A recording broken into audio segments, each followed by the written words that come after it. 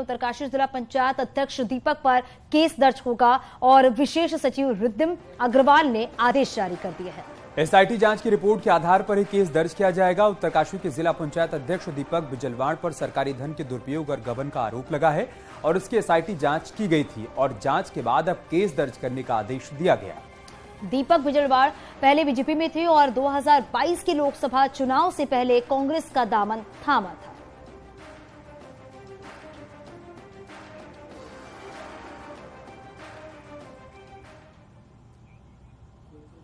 Ankita case में राजस्व police यानी कि पटवारी पुलिस व्यवस्था पर सवाल उठे थे और अब रेवेन्यू पुलिस के खात्मे की शुरुआत भी हो गई है।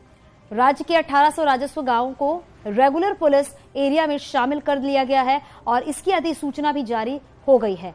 52 थाने और 19 पुलिस चौकियों का दायरा जो है वो बढ़ाया गया है, जबकि अब दूसरे फेज में 1444 राजस्व गांवों को रेगुलर पुलिस में शामिल किया जाएगा। इनके लिए 6 नए थाने और 20 नई पुलिस चौकियां भी प्रस्तावित हैं, जिन्हें खोला जाएगा। ये बड़ी और अच्छी खबर राज्य की कानून व्यवस्था से जुड़ी हुई है।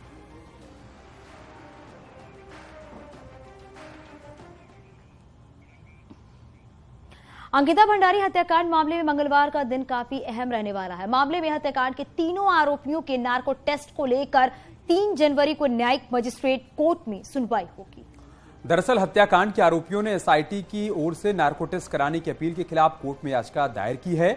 मामले में मंगलवार को इस पर बहस होने की उम्मीद है।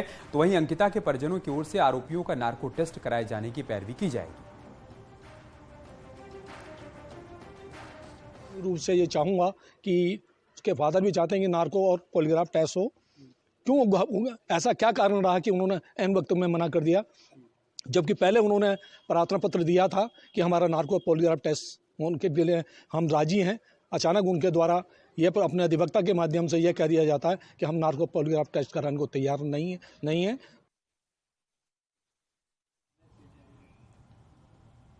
देहरादून के मैक्स अस्पताल में भर्ती ऋषभ पंत की सेहत में लगातार सुधार हो रहा है। डॉक्टर्स ने पंत को आईसीयू से प्राइवेट वार्ड में शिफ्ट कर दिया है। शुक्रवार को सड़क हादसे का पंत शिकार हो गए थे, जिसके बाद पंत के मैक्स अस्पताल में उनको भर्ती कराया गया। वहां उनका इलाज चल रहा है। उनका इलाज करने वाले डॉक्टर से कह रहे हैं कि उनकी हालत में तेजी से सुधार हो रहा है। वहीं स्वास्थ्य मंत्री धन सिंह रावत भी आज मैक्स अस्पताल पहुंचे और ऋषभ पंत का हाल जाना। देखिए, मैं इतना कह सकता हूँ कि वो खतरे से बाहर है और लगातार सुधार हो रहा है और हर प्रकार से यहाँ का जो हमारा हॉस्पिटल मैनेजमेंट है, हमारी सरकार है, हमारे मुख्यमंत्री जी, मैं खुद हूँ, हम लगातार जो है उनके संपर्क में हैं और मैं कह सकता हूँ कि बहुत जल्दी वो ठीक हो जाएगा। और इस बीच जानकारी सामने आई कि ऋषभ पंत के दाएं घुटने पर चोट है। उनके घुटने के लिगामेंट फट गए हैं। आखिर इंसान और खासकर एक स्पोर्ट्समैन के लिए कितना जरूरी है लिगामेंट का ठीक होना। डॉक्टर का कहना है कि लिगामेंट हड्डियों को बांधे रखता है और मुड़ने दौड़ने की दशा में लिगामेंट हड्डियों को अपनी जगह पर संभाले रखता है। डॉक्टर के अनुसार लिगामेंट ठीक होने में 6 वीक से लेकर 6 महीने का समय लग सकता है, ये डॉक्टर्स ने बताया है। और लिगामेंट एक क्रिकेटर के लिए क्यों जरूरी है ठीक होना, ये डॉक्टर की तरफ से बताया गया कि जो इस लेवल पे कॉम्पीट कर रहा है, जो भारतीय 11 में साक्षात है और काम कर रहा है, उसका लिगामेंट का ठीक होना अति आवश्यक है। और स्पेशली घुटने का, क्योंकि वो तो भागने दौड़ने डाई मारने में बहुत ही आवश्यक होते हैं। तो ठीक होते होते टाइम लगता है। एक मोटे तौर पे एक चीज मैं बोलना चाहता हूं, ये घुटने का मॉडल है मेरे सामने।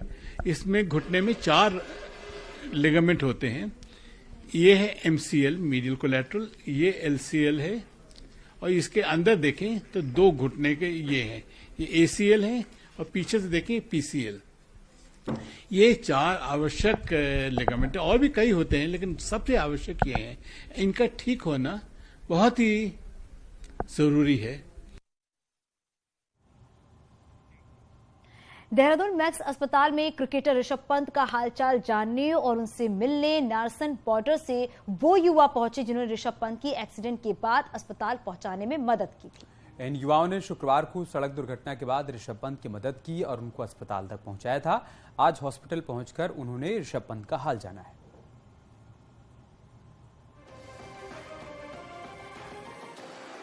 हमने देखा कि भाई ये तो हमारे भारतीय क्रिकेट टीम के बेस्ट खिलाड़ी है।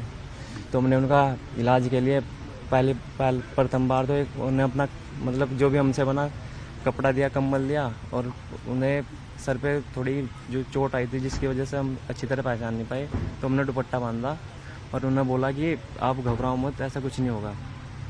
तो उसके बाद हमने देखा कि जो हरियाणा रोडवेज के बस कंडक्टर हैं मैं भी तुरंत तभी आ गए। तो उन्होंने हमें तो थोड़ा इतना टाइम नहीं मिल पाया, तो उन्होंने एकदम एम्बुलेंस और पुलिस को कॉल किया।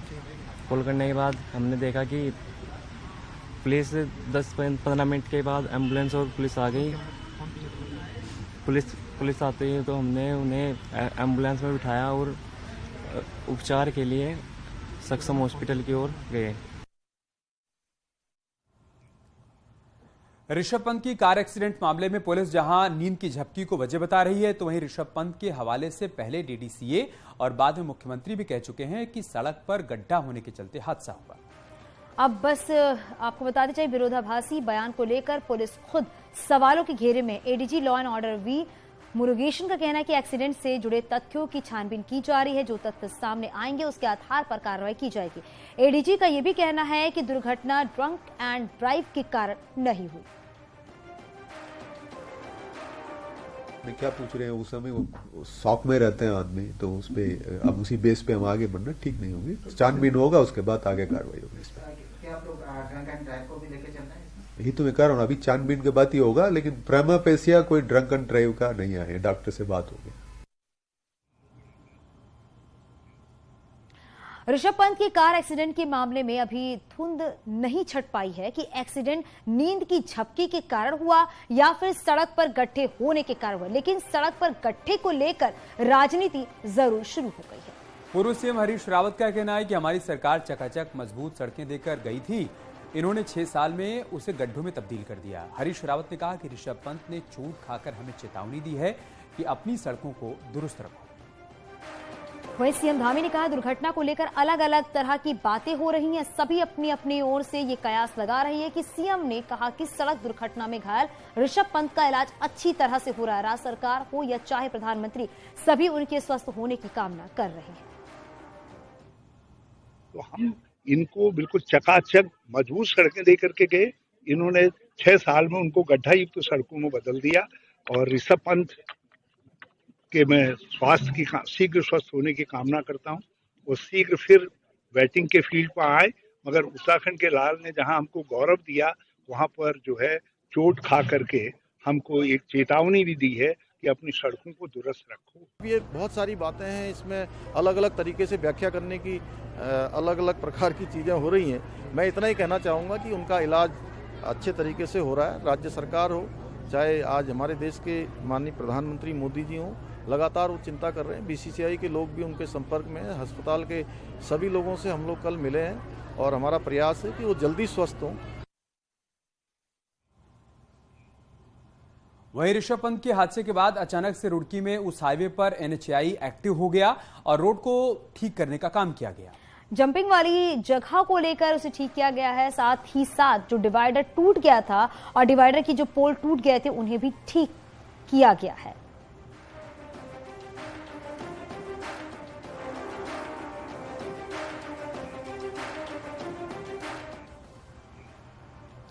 उत्तराखंड के हल्द्वानी रेलवे स्टेशन के पास अनधिकृत कॉलोनी में रहने वाले 4000 से ज्यादा परिवारों को घर खाली करने के हाईकोर्ट के आदेश को सुप्रीम कोर्ट में चुनौती दी गई है।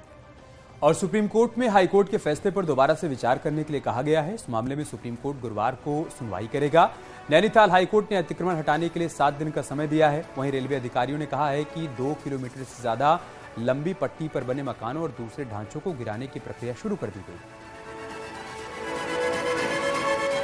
देखिए, न्याय प्रक्रिया न्यायपालिकाओं पे और सर्वोच्चतम न्यायालय पे हमें पूरा भरोसा है, क्योंकि हमारे पास सबूतों का पहाड़ है, सबूतों का पहाड़, जिसकी यहाँ पे ढंग से पैरवी भी होगी। सलमान खुर्शीद साहब हमें रिप्रेजेंट कर रहे हैं और हमारे को पूरा विश्वास हम जीतेंगे। 5 को इस पूरे मामले 5 को इसकी सुनवाई है। उस दिन हमारी आशा है स्टे मिलेगा। तो हल्द्वानी रेलवे स्टेशन के करीब बसे लोग इन दिनों सड़कों पर हैं, क्योंकि इनके सिर पर अपनी छत छीनने का खतरा मंडरा रहा है। ये रिपोर्ट देखिए। हल्द्वानी में वन भूलपुरा की इस 78 एकड़ जमीन में रहने वाले लोग इन दिनों इसी तरह सड़कों पर है। हाईकोर्ट के आदेश के बाद 4000 से ज्यादा घरों पर टूटने का खतरा मंडरा रहा है, क्योंकि इन घरों को हाईकोर्ट ने रेलवे की जमीन पर बना हुआ माना है। दूसरी तरफ लोग इसे रेलवे की जमीन मानने को तैयार नहीं है। तो सॉल्यूशन निकल कर आया, निचोड़ निकल कर आया, वो सिर्फ इतना था कि रेलवे ने बोला हमारे पास एक नक्शा है और उस नक्शे के अंदर ये जमीन हमारी है। नक्शे के आधार पर हम जो है रेलवे को अपनी जमीन नहीं दे। जब तक कोई ठोस कागज नहीं होगा रेलवे के पास, तब तक हम अपनी जमीन कैसे दे देंगे। हालांकि हाईकोर्ट के फैसले के खिलाफ लोग सुप्रीम कोर्ट के दरवाजे पर है, जहां गुरुवार को मामले की सुनवाई होगी। अब हमें सुप्रीम कोर्ट से ही राहत की उम्मीद है। और जहां तक अपने मकान का सवाल है, अब हम जैसे लोग तो चले बहुत गिने चुने लोग हैं, 150 लोग ऐसे होंगे जो अपने कुछ ना कुछ व्यवस्था कर लेंगे। लेकिन निश्चित रूप से हम लोगों के लिए लड़ रहे हैं जिन्होंने बेचारों ने अपनी पूरी जिंदगी की कमाई अपने झोपड़ी बनाने में, अपने कच्चे पक्के मकान बनाने में लगा दी है। दरअसल आज से तकरीबन 50 साल पहले तक हल्द्वानी रेलवे स्टेशन के आसपास जमीन पूरी तरह से खाली थी। स्टेशन के पास रेल पटरियां, बगीचे और लकड़ी के गोदाम थे, जिसमें काम करने के लिए रामपुर, बरेली से लोग यहाँ आ बसे। लेकिन इस जमीन के मालिक होने के इनके पास कोई सरकारी दस्तावेज नहीं है, लिहाजा अब छत छीनने का खतरा मंडरा रहा है। हल्द्वानी से न्यूज 18 के लिए शैलेंद्र नेगी की रिपोर्ट।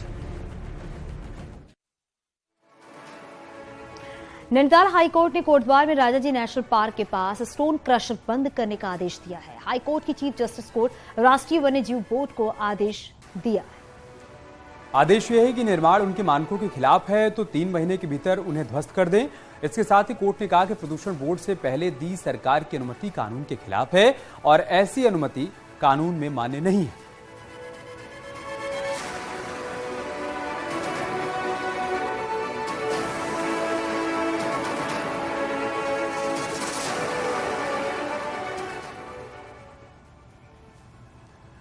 उत्तरकाशी में बलून लगा पाकिस्तान का झंडा मिलने के मामले में पुलिस की खुफिया एजेंसियां जांच पड़ताल में जुटी हुई हैं। उत्तरकाशी दौरे से लौटे ADG law and order V Murugesan का यह कहना है कि प्राथमिक जांच में वेस्टर्न डिस्टर्बेंस की हवा के चलते बलून लगे पाकिस्तानी बैनर के उत्तरकाशी पहुंचने का अनुमान लगाया जा रहा है। एडीजी का कहना है कि पाकिस्तान के लाहौर में इन दिनों बार एसोसिएशन के चुनाव भी चल रहे हैं, इससे बहुत संभावना है कि बैनर उड़कर पहुंच गया है। फिर भी मामले की जांच की जा रही है। झंडे में लिखा हुआ है कि लाहौर बार एसोसिएशन, तो उसको छानबीन में प्रमा पेशी ऐसा लग रहा है, थोड़ा टेक्निकली भी जांच कराई गई तो वेस्टर्ली डिस्टर्बेंस है यानी कि हवा के जो होता है उसे चलते भी इधर आ सकती है। और दूसरा ये भी बताया जा रहा है कि वहाँ जो लाहौर बार एसोसिएशन के इन दोनों में वहाँ चुनाव भी है, तो फिर भी इसको पूरा छानबीन की जाए। काशीपुर में सौतेले पिता ने नाबालिग बच्चों पर धारदार हथियार से जानलेवा हमला कर दिया। बच्चों की चीख पुकार सुनकर आस पड़ोस के लोग मौके पर पहुंचे और आरोपी को पकड़कर पुलिस के हवाले कर दिया। पुलिस ने आरोपी पर मुकदमा दर्ज करके जेल भेज दिया। बताया यह जा रहा है कि आईटीआई इलाके के हिम्मतपुर की रहने वाली सीमा की पति की मौत के बाद राजीव नाम के शख्स के साथ रह रही थी। राजीव ने सोमवार को सीमा के दोनों बच्चों के हाथ पांव बांधकर पहले पीटा, फिर दोनों की अंगुलियों को चाकू से काट दिया। घटना के समय बच्चों की मां सीमा बाहर गई हुई थी।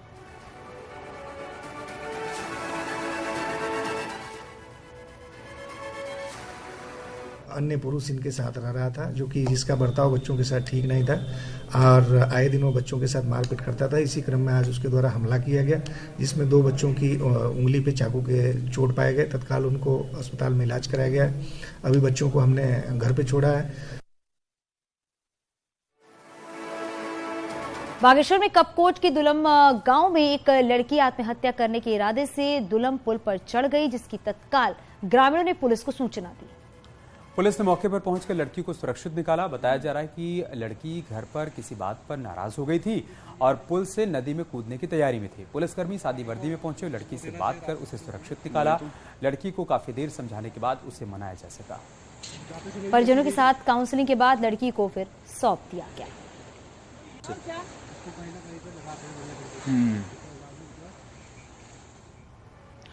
चमोली के जोशीमठ में लगातार भूस्खलन बढ़ता जा रहा है। मनोहर बाग वार्ड में अचानक रविवार देर रात को 2 गौशालाओं में बड़ी बड़ी दरारें पड़ गई। जिसके बाद आनन फानन में पशुपालकों ने अपने गायों को दूसरे कमरों में शिफ्ट कर दिया, लेकिन हालात इतने ज्यादा खराब हैं कि कभी भी यहां पर बड़ा हादसा हो सकता है। कई घरों में तो वैसे ही दरारें पड़ चुकी हैं, लोग दिन रात डर के साए में जी रहे हैं। ये स्थिति सच में बहुत डरावनी हो गई है। पिछले कुछ दिनों से जो धसाव हो रहा था वो पिछले 2 दिन से बहुत ज़्यादा बढ़ गया है। जो गौशालाएं हमारी है ये बिल्कुल अपनी जगह छोड़ गई है। आज ही अपनी गाय हमने शिफ्ट करके अपने घर के कमरे में डाल दी है। वहाँ भी लेकिन दरार आ रही है, तो ये नहीं समझ में आ रहा है कि वहाँ कब तक रख पाएंगे। खबर देहरादून से, जहां पर पुष्कर सिंह धामी राजकीय बालिका इंटर कॉलेज कोलागढ़ पहुंचे और कॉलेज के नवनिर्मित भवन और नेताजी सुभाष चंद्र बोस आवासीय छात्रावास का लोकार्पण किया।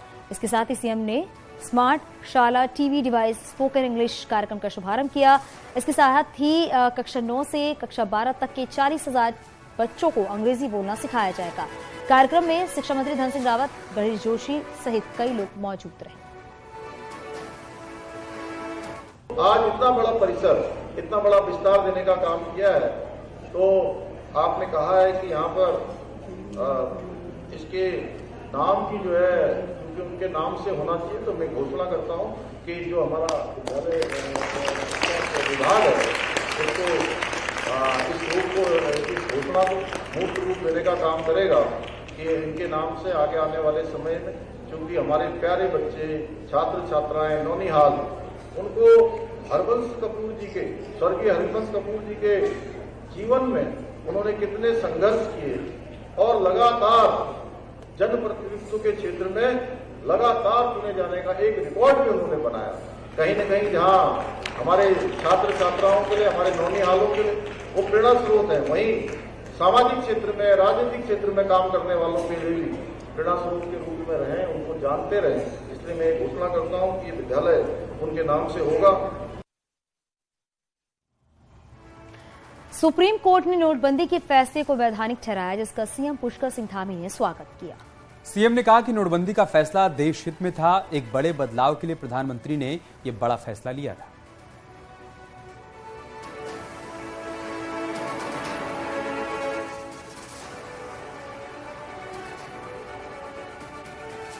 यह निश्चित रूप से वो उस समय में जो माननीय प्रधानमंत्री जी ने, नरेंद्र मोदी जी ने जो फैसला लिया था उसको बिल्कुल सही ठहराया है कि देश के अंदर एक बड़ा बदलाव करने के लिए तमाम प्रकार की कालाबाजारी, काला धन, इस प्रकार की जो करेंसी थी, सुप्रीम कोर्ट ने भी माना है कि उस समय का यह फैसला ठीक था और बड़े बहुमत से उन्होंने उस समय के फैसले को सही करार दिया है। बागेश्वर में हफ्ते के हर सोमवार को जनता दरबार का आयोजन किया जा रहा है, जिसमें डीएम सहित अन्य अधिकारी लगातार लोगों की समस्याओं को सुन रहे हैं। जनता दरबार में लोगों की शिकायतों को सुना तो जा रहा है, लेकिन जनता की समस्याएं जस की तस बनी हुई हैं, जिससे जनता असंतुष्ट है और फरियादी जनता दरबार से मायूस होकर लौट रहे हैं। लोगों का कहना है कि बार बार शिकायत करने के बावजूद समस्या का समाधान हो नहीं रहा है। अधिकतर शिकायतें अवैध खनन, पेयजल, सड़क और विद्युत आपूर्ति की रहती है। उधर प्रशासन का कहना है कि अधिकतर समस्याएं जल्दी सुलझा दी जाती हैं, कुछ समस्याओं में समय लग जाता है।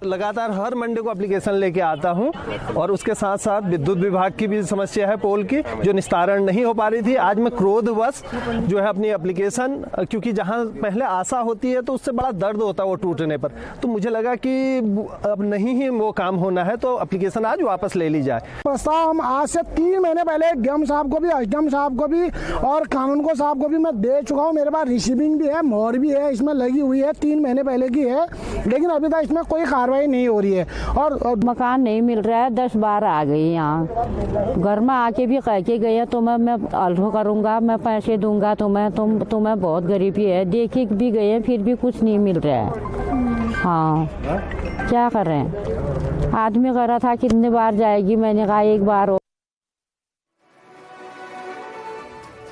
हल्द्वानी में एक भगवान के सामने दूसरे भगवान के मंदिर ने ऐसा बखेड़ा खड़ा कर दिया है कि हर तरफ इस अनोखे विवाद की चर्चा हो रही है।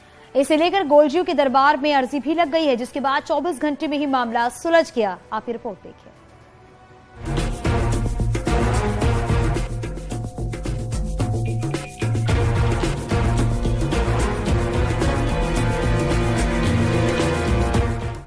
हल्द्वानी के हीरानगर पर्वतीय उत्थान मंच का ये गोलझियू मंदिर पिछले 15 दिनों से 2 भगवानों को लेकर चर्चा में है। पर्वतीय उत्थान मंच के लोग जहां पहाड़ के न्यायकारी लोक देवता गोलझियू के सामने शिव मंदिर बनाने का विरोध कर रहे हैं, तो वहीं हीरानगर सोसाइटी से जुड़े कुछ लोग यहां शिव मंदिर बनाने पर तुले हुए हैं। मामला इतना बड़ा है कि एक पक्ष ने तो पहाड़ के न्यायकारी देव गोलझियू के दरबार में अर्जी तक लगा दी। एक हम तीसरा पक्ष कौन होता है जो कहता है कि हमारी भूमि है, कोई सोसाइटी के नाम पर आ जाए, कोई किसी के नाम पर आ जाए, उसका तो हम विरोध करेंगे, क्योंकि ये पर्वतीय समाज से जुड़ा हुआ मामला है। आज हमने यहाँ रैली निकाली, बाद में छोलिया नृत्य के साथ हम गोलझियू के मंदिर में गए, क्योंकि कल हमने गोलझियू के मंदिर में न्याय की अर्जी लगाई थी कि हे गोलझियू हमें न्याय करना, हमें 24 घंटे के अंदर न्याय मिल गया। आज ही जो गोलझियू महाराज हैं शिव के भी बेटे ही हैं, वो लगा लो उनके चेले हैं वो, तो हमारे जो पहाड़ के जो है न्याय देवता गोलझियू हैं, हम उन्हें पूंजी नहीं मानते हैं। हम ये कहते हैं कि हमारा समाज जो है कि गोलझियू का जो यहाँ पर मंदिर है वहाँ पर शिव जी का मंदिर नहीं बनना चाहिए। विवाद के बीच शिव मंदिर बना रहे सोसाइटी के लोगों का दावा है कि उन्होंने पर्वतीय उत्थान मंच के लोगों से पूछ कर ही मंदिर निर्माण शुरू किया था, लेकिन अब वो अपने वादे से मुकर रहे हैं। ये मंदिर से ज्यादा विवाद वहाँ की जो जगह है, जिस स्थान पे कई वर्षों से लोग बैठे हुए हैं और वहाँ जो भी चीजों का आयोजन कर रहे हैं, चाहे शादी का आयोजन कर रहे हैं, अपने मनमाने तरीके से कार्य को कर रहे हैं, वो लोग गलत तरीके से तोड़ मरोड़ के इसको लोगों के सामने ला रहे हैं। मंदिर निर्माण जो इस समय वहाँ पे संस्था बैठी है उससे पूछ के निर्माण कराया गया। उन्होंने कहा कि आप इसका जीर्णोद्धार कर दें, हम आपके साथ खड़े हैं, और जब कार्य शुरू हुआ तो उसे रुकवाने के लिए आ गए। हैरानी की बात तो ये है कि गोलझियू के सामने शिव मंदिर बनाने का ये विवाद सीएम पुष्कर सिंह धामी के दरबार तक भी पहुंच गया, जिसके बाद राजनीतिक और प्रशासनिक रूप से भी पूरे मसले पर पर्दा डालने की तैयारी हो चुकी है और दावा किया जा रहा है कि मंदिर के सामने मंदिर तब ही बनेगा जब पर्वतीय उत्थान मंच इस पर सहमत होगा। यानी फिलहाल मामला सुलझता दिख रहा है। हल्द्वानी से न्यूज़ 18 के लिए शैलेंद्र नेगी की रिपोर्ट।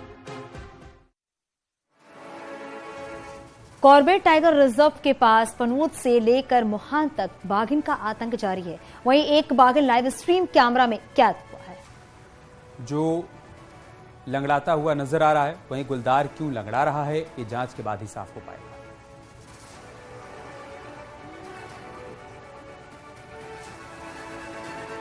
करीब 4 से 5 दिन पहले एक लाइव कैमरे से हमें वीडियो प्राप्त हुआ है जिसमें एक लंगड़ाने की बात सामने आई है। लंगड़ाने नहीं, उसके पैर में कुछ किसी तरीके की चोट हो सकती है। इसी को हमें ट्रैंकुलाइज करने का प्रयास कर रहे हैं। ट्रैंकुलाइज करके ही पता चल सकेगा कि वो किस तरीके से लंगड़ा रही है या उसके पैर में क्या चोट आई हुई है। और काशीपुर का एक वीडियो वायरल हो रहा है जिसमें एक चोर बाइक चुराता हुआ दिखाई दे रहा है। ये वीडियो मोहल्ला किला का बताया जा रहा है। चोर की करतूत दुकान में लगे सीसीटीवी कैमरे में कैद हो गई है। वीडियो बीते 31 दिसंबर का बताया जा रहा है। वहीं सीसीटीवी फुटेज के आधार पर पुलिस बाइक चोर की तलाश कर रही है। हालांकि न्यूज़ 18 इस वीडियो की पुष्टि नहीं करता है।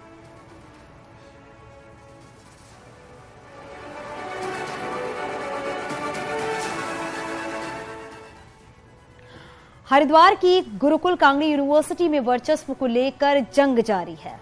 अधिकारियों की आपसी खींचतान के चलते करीब 125 साल पुराने विश्वविद्यालय की साख पर बट्टा लग रहा है।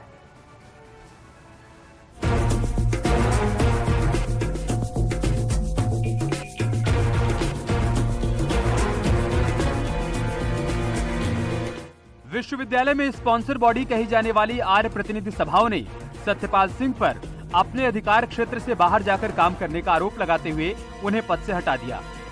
सत्यपाल सिंह पूर्व केंद्रीय मंत्री हैं और वर्तमान में लोकसभा सांसद। सत्यपाल सिंह को हटाए जाने के बाद विश्वविद्यालय के अधिकारी और कर्मचारी इसे गलत कदम बता रहे हैं। है कि सभाओं का कहीं ना कहीं एक अपना व्यक्तिगत स्वार्थ दिखाई देता है, जबकि कुलाधिपति जी निस्वार्थ भाव से विश्वविद्यालय हित में, कर्मचारी हित में, हरिद्वार की समाज के हित में कार्य कर रहे थे। लेकिन इसमें सभाओं का वर्चस्व कहीं समाप्त होता उन्हें दिखाई दे रहा था। इसीलिए सभाएं ये चाहती हैं कि ये भारत सरकार के अधीन न जाए।